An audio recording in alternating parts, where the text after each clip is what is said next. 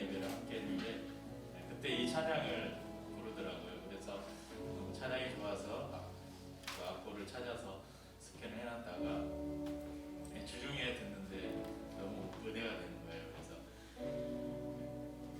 금요일날 강대상을 찾으러 서울 마포를 갔다 오는 내내 1시간 플레이를 해놓고 갔다 왔다 1시간이 넘는 시간 동안 계속 들어도 질리지 않는, 그래서 우리의 삶에 주어진 모든 것들과 지난 모든 시간들이 우리 주님의 은혜였다는 그런 고백을 했었습니다. 찬양하죠. 그날이 도적같이, 그날이 도적같이 이를 주 너희는 모르느냐.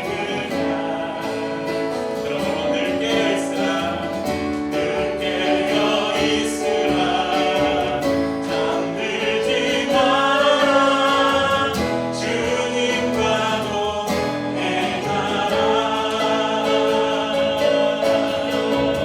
항상 기뻐하라, 쉬지 말고 기도하라, 범사에 감사하라. 이른 예수 안에서 너희에게 향하신 하나님 뜻이니라. 평강의 하나님이 너희를 거룩하게 하시고 온몸과 영혼이 주님 오실 그날, 주 오실 그날 그 못 일원하노라.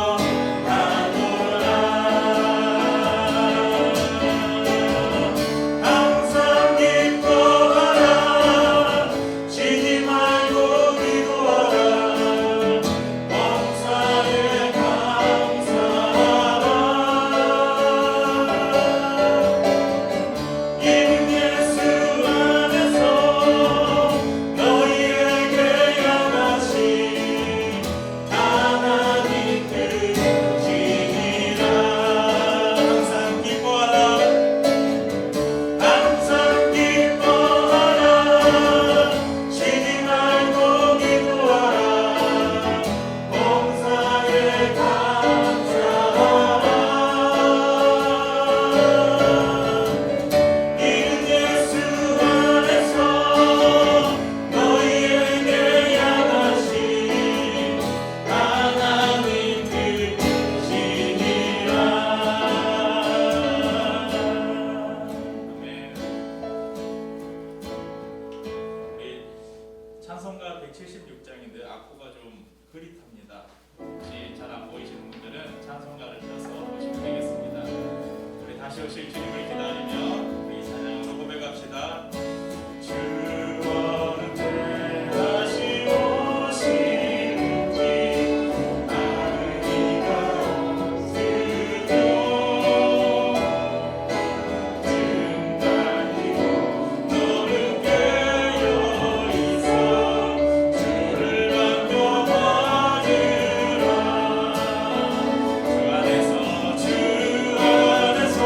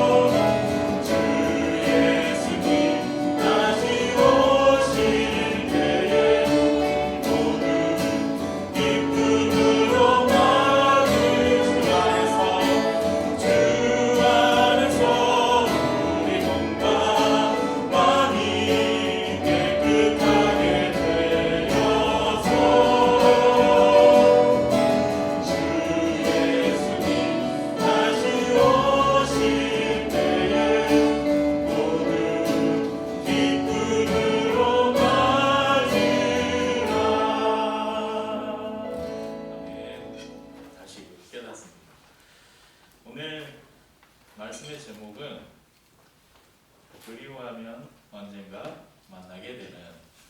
네. 제가 우리 세연이도 있고 주원이도 있고 우리 채민이도 오랜만에 와서 만화를 하나 보여주겠어요. 네. 맞아. 왜안 되지? 얘만 진짜? 요즘은 그러는데 어. 힘들 안 해요. 어쩌지? 다음 거나 어? 다음 거나. 왜 그러지? 네. 누구 넣어? 한 번 더 눌러야 된다. 이게 읽어줘야 돼요. 네. 아들이 아빠를 기다리고 있어요. 아빠가 출장을 갔는지. 네, 엄청 기다리고 있는데 아빠한테도 안 보이네요. 근데 띵동 띵동 하고 아빠가 왔어요. 그래서 아들이 달려가 아빠. 아빠 뭐 잊은 것 없어요? 아이고 이 녀석 오늘 무슨 날이니? 네.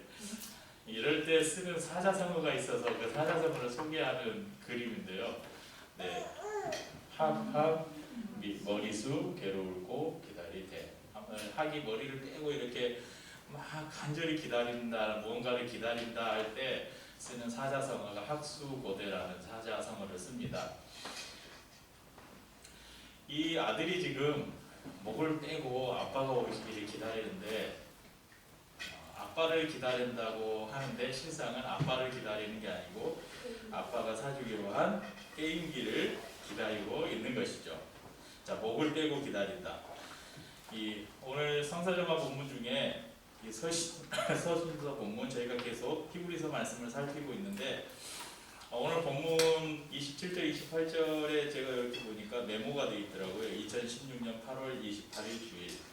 제가 예전에 본문을 썼던 것을 여기 옆에다 기록해 놔서 예전 설교를 찾아보니까 2016년 여름에 저희가 기류교회 개척했던 그 해에 여름에 사자성어 시리즈로 설교를 한 8주 했는데 그때 이 본문을 가지고 학수고대라는 제목으로 말씀을 나눈 것이 있어서 그 성경 본문 그때 설교문을 참고해서 또 살을 덧대서 오늘 말씀을 나누려고 합니다. 그때는 이 학수고대라는 사자성어를 설교하기 위해서 오늘 본문을 택했는데요. 이번에는 이 본문을 정해놓고 본문의 말씀을 묵상하다 보니까 사자성어 학수고대가 아니라 어느 노래의 한 구절이 생각이 나서 계속 그게 맴도는 거예요. 그게 뭐냐면 그리워하면 언젠가 만나게 되는. 네, 제가 좋아하는 그룹이 있는데 부활 혹시 아시는지 모르겠습니다. 부활의 네버엔딩 스토리라는 노래의 한 구절입니다. 부활의 리더인 김태원이 작사 작곡을 했고 당시 부활의 보컬이었던 가수 이승철이 불렀던 노래이죠. 제가 부활을 좋아하는 이유는 특별히 김태원 씨가 너무 예쁜 가사말들을 많이 써서 노래도 좋은데 너무 가사들이 너무 아름다워서 노래를 좋아하는데 그 가사 내용을 이렇게 쭉 읽어보면 얼핏 내용을 이해하기가 힘들어요. 그래서 제가 인터넷에 좀 왜 이 가사의 내용이 무엇일까 찾아봤는데 어떤 분이 글을 쓴 게 있더라고요. 이 당시에 부활이 8집을 준비하던 때인데 타이틀곡이 안 나와서 이 김태원이 엄청 스트레스를 받아가지고 막 집에서 히스테리를 부리고 막 스트레스를 너무 받고 하니까 가족들이 그걸 못 견디고 해외로 아내와 자녀들을 데리고 해외로 지금도 가족들이 필리핀에 있나요? 네, 해외에 들어왔나? 아무튼 그때 가족하고 아내하고 이별을 하게 된 거예요. 본인이 선택한 건 아닌 것 같아요. 가족들이 그런 상황들 때문에 이 김태훈 떠난 것 같은데 이제 그때 그런 상황들을 좀 이해하고 이 가사를 읽어보면 좀 이해가 되더라고요. 이런 상황 속에서 이런 가사가 나왔구나. 그러니까 이 김태원 노래 중에는 자기 아내, 자기 가족 그런 걸 생각하면서 만든 노래들이 많거든요. 그러니까 어쨌든 학수고대라는 것은 단지 사람을 기다리는 것뿐만 아니라 어떤 물건을 기다리는 것도 될 수 있고 어떤 사건을 기다리는 것도 될 수 있고 어떤 상황이 오기를 기다리는 것일 수도 있는데 이 노래의 가사는 사람을 기다리는 가사죠. 그리워하면 언젠가 만나게 되는. 그래서 오늘 본문의 제목으로 학수고대보다는 이 가사가 어울리지 않을까. 노래 잘 모르세요? 그리워하며 언젠가 만나게 되는. 제가 어제 예배안을 올렸더니 페북에 올렸더니 우리 전영길 목사님 저기 더 작은 교회 전영길 목사님 댓글에 어느 영화와 같은 일들이 이루어지기를 그렇게 댓글을 다셨던데, 우리 성도님들, 우리가 이 세상에 살아가면서 땅의 것을 바라지 않고 전혀 바라지 않고 산다면 우리의 인생은 조금 허무할 것 같아요. 그래서 우리가 허무주의에 빠질 수도 있습니다. 소망이 없는 인생은 허무하죠. 우리가 가끔 말씀을 나눌 때 땅의 것을 바라지 말고 하늘의 것을 바라고 살자, 이런 말씀을 나누는데, 그렇다고 해서 우리가 이 땅에 아무 소망을 두지 말라, 그런 말은 아닙니다. 우리가 땅의 소망, 하나님께서 우리의 삶에 주신 이 땅에서 우리에게 허락하신 땅의 것들이 있잖아요. 우리의 가정이 있고 우리의 아이들이 있고 우리의 직장이 있고, 이 모든 것을 통해서 우리의 삶을 더 풍성하고 행복하게 사는 것, 이것 또한 하나님이 우리에게 원하시는 것입니다. 그렇지만 그것에만 목을 메고 살아간다면 우리의 삶은 이 땅의 삶이 끝나버리면 다 끝나버리는 것이죠. 이 땅의 것을 우리가 밟고 살지만 우리의 소망은 항상 하늘에 두고 살아야 된다는 그런 말씀을 제가 종종 드렸습니다. 만화에서 봤던 아이가 아빠의 선물을 목을 빼고 기다리듯이 우리도 우리의 목을 길게 빼고 하늘을 바라보아야 합니다. 만화는 안 봤네요. 네, 아까 그 뒤에 내용이 있는데 이거 마저 보고, 네. 네, 학수고대가 이렇게 쓰인다는, 우리 엄마가 당신이 오기를 애들이 학수고대하며 기다렸는데 엉엉 했는데 생일 축하하면서 아빠가 짠하고 게임기를 줬어요. 그래서 이 아들이 게임기도 받고 아빠도 만나서 해피엔딩으로 끝났다는 그런 만화입니다. 이 만화가 우리에게 시사해 주는 게, 땅의 것을 구하는 사람은 이 게임기만을 바라는 아들과 같아요. 근데 하늘을 구하며 사는 사람은 게임기를 가지고 오는 아빠를 기다리는 사람이 바로 하늘을 소망하며 사는 사람이에요. 여러분, 아빠를 기다리면, 아빠를 항상 그리워하고 아빠를 소망하면 게임기만 생기겠어요? 게임기 말고도 아들에게 필요한 모든 것이 다 공급되겠죠. 네, 그런 내용입니다. 오늘 이 본문은 우리에게 이렇게 선언하고 있습니다. 27절을 보면요, 한 번 죽는 것은 사람에게 정해진 것이요 그 후에는 심판이 있으리니. 여러분, 사람은 모두 한 번은 죽습니다. 그런데 죽음이 끝이 아니라고 오늘 성경은 말씀합니다. 그 후에, 즉 죽음 후가 있다고 말씀하죠. 죽음이 끝이라면 죽음 이후라는 건 있을 수 없습니다. 그런데 죽음 이후란 말은 죽음이 끝이 아니고 죽음 후에 무엇인가 있다는 것입니다. 죽음 후에 무엇이 있는가? 바로 부활이 있는 것을 이 말씀을 통해서 증명해 줍니다. 성도님들, 놀라운 사실을 하나 알려드릴까요? 예수님을 믿는 우리는 죽으면 예수님이 재림하실 때 부활할까요? 안 할까요? 부활하죠. 믿으십니까? 이거 안 믿으면, 이게 믿기지 않으면 우리의 신앙은 완전히 그냥 허무해지는 거예요. 그런데 여러분, 예수 믿지 않는 사람들도 나중에 부활할까요? 네, 부활해요. 다 부활해요. 그런데 그 부활에 차이가 있습니다.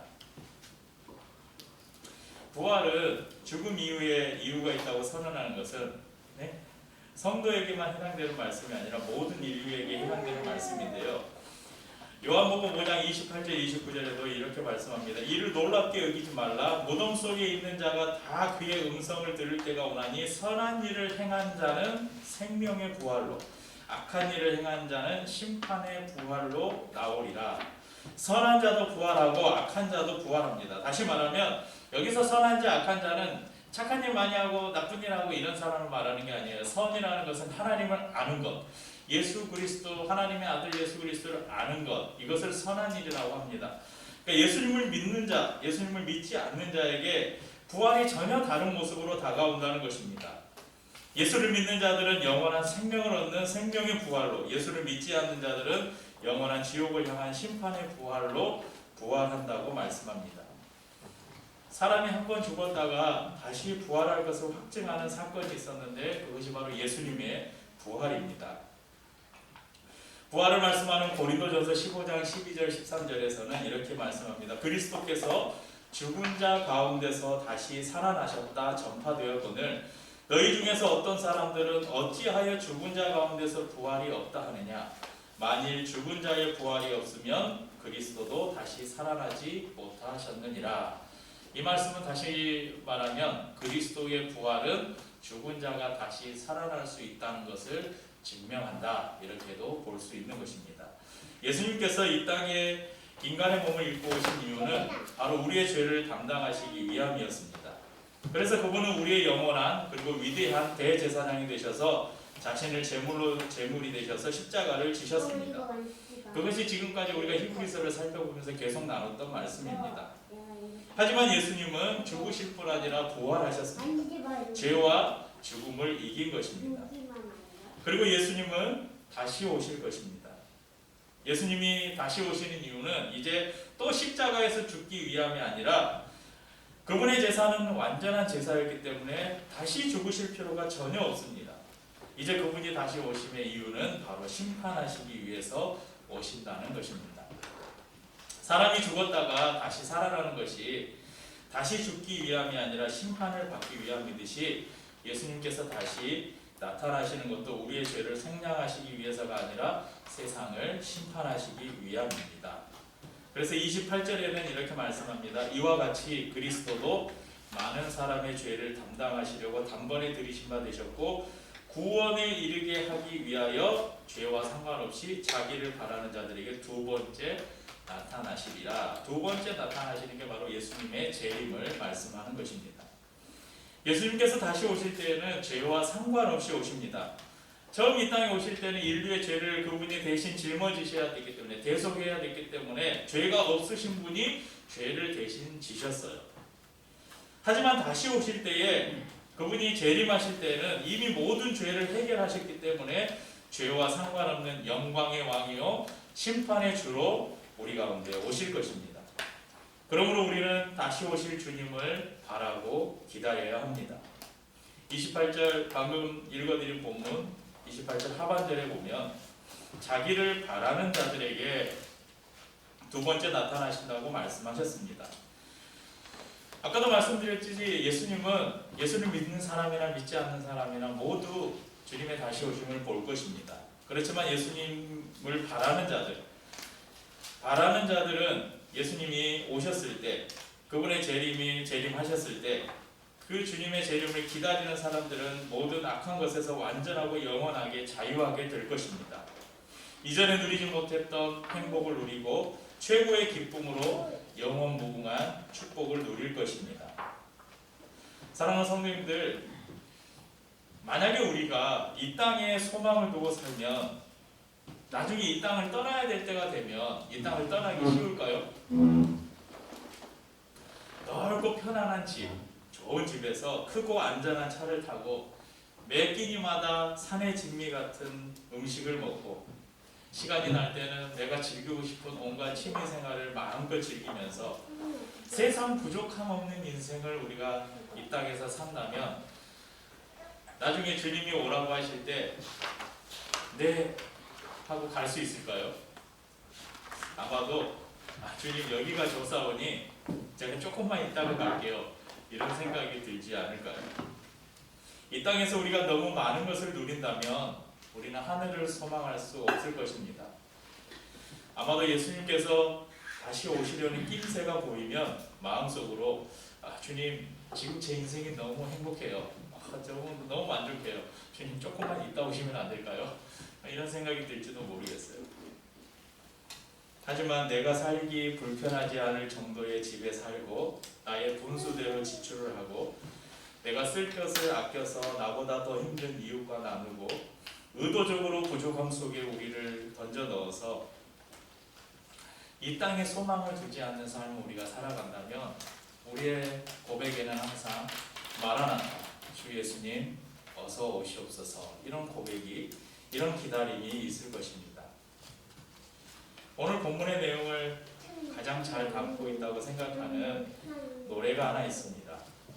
그 노래는 네버엔딩 스토리가 아니라 이 노래의 가사 한 구절 한 구절을 묵상하는 것만으로도 오늘 본문을 우리에게 잘 설명해 주리라 생각합니다. 그리고 사랑의 원자탄이라고 불리는 손양원 목사님이라는 분이 계신데, 제 고향이 여수인데 여수에 가면 애양원이라는 데가 있어요. 여수공항에서 조금만 들어가면 애양원이라는 곳이 있는데 그곳에 손양원 목사님 기념관이 있습니다.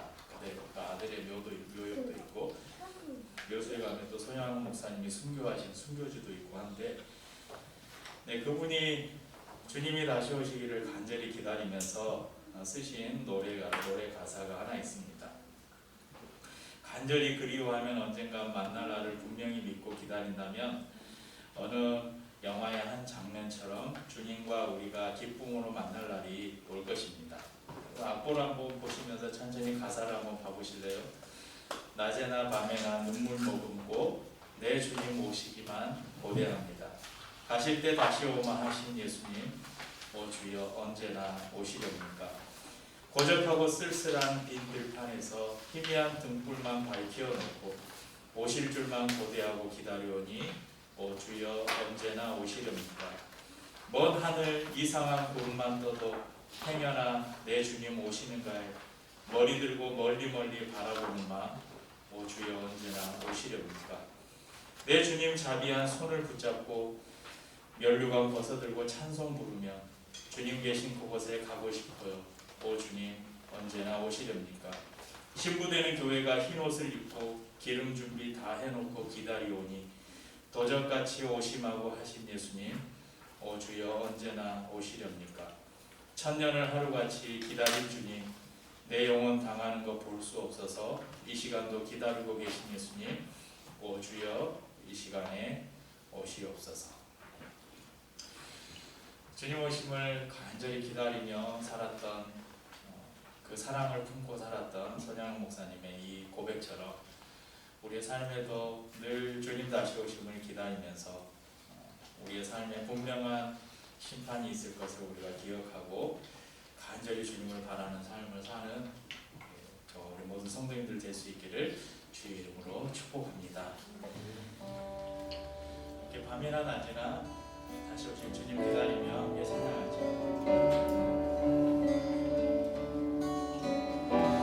나의 소망 되신 주를 바라봅니다.